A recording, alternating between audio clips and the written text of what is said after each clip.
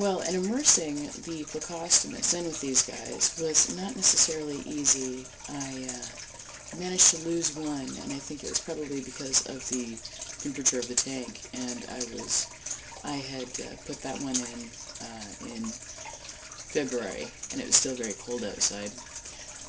But these guys, they seem to be pretty cool, and since the summer's coming, since it's springtime, everybody is starting to move around a little bit more, and the Plecostomus, hence these guys, these Plecostomus have actually held their own.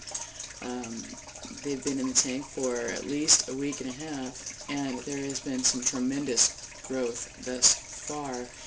My goal with this environment is to create something that is as close to a natural environment as possible, because if I get enough of a mix of animals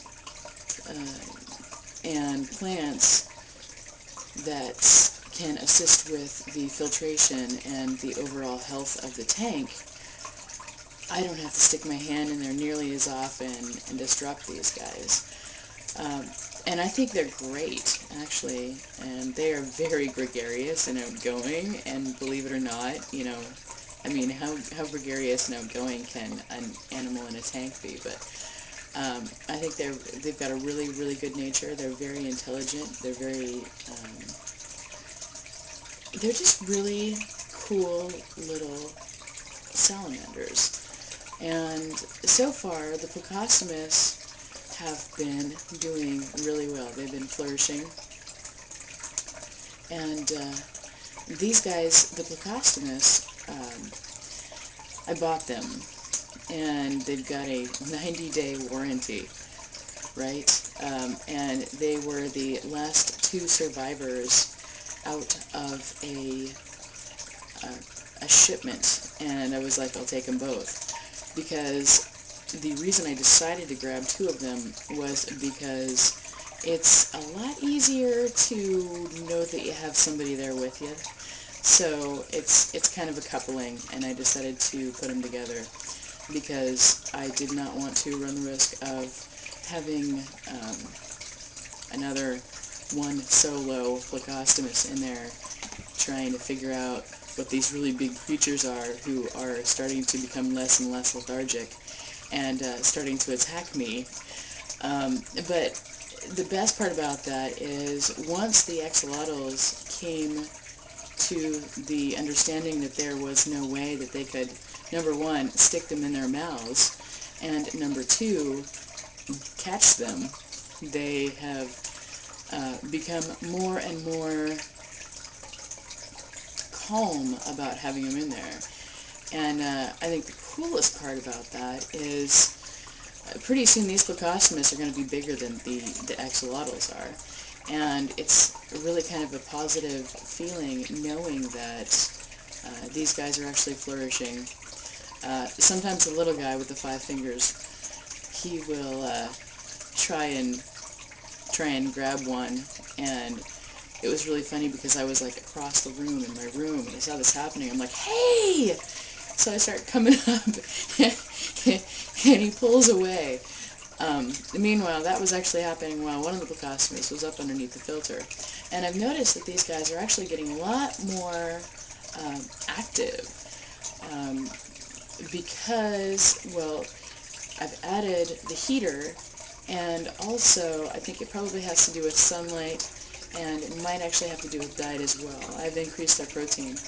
The larger one, the larger guy, the larger, not guy, but the larger axolotl was having trouble a couple days ago because I am slowly filtering out rocks out of the tank, and they can actually like swallow things that are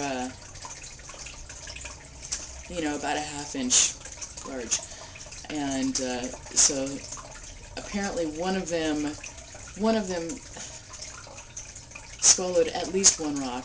The big one swallowed at least one rock, and I came in, and was sitting there and floating and choking, and bloop, there it was. Bloop. So fortunately it was able to pull the rock out of its gut, but that's kind of one of those things that I've been doing on a regular basis, is pulling stones out. Because I do have a very high-grade sand in there right now, and this was actually bequeathed to me, the tank and the axolotls and the plants and basically everything. So I've been doing a really good job of trying to, or not even trying, I've been doing a really good job of being enthusiastic about the way that things are going in there. And I've been watching and trying to create an environment that's really happy and offers up some sort of like enrichment.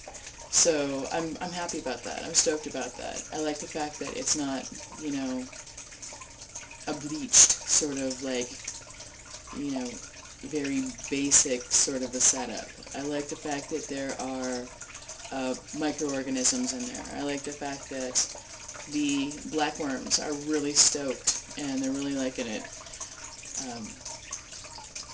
I was thinking about getting a freshwater pufferfish, but with the increased activity of the axolotls, I'm thinking that the pufferfish is going to turn into food. So I'm deciding that I'm just going to hold out on that, and I'm going to watch and wait and see what happens. I think it would be super, super cool if I could get them to breed, but I am not, you know, I'm really happy with what I've got right now. So I'm stoked about that. It's beautiful in there. It's really, really great. And I am proud of the work that I've done thus far in keeping it up and together. And, you know, it's a happy thing.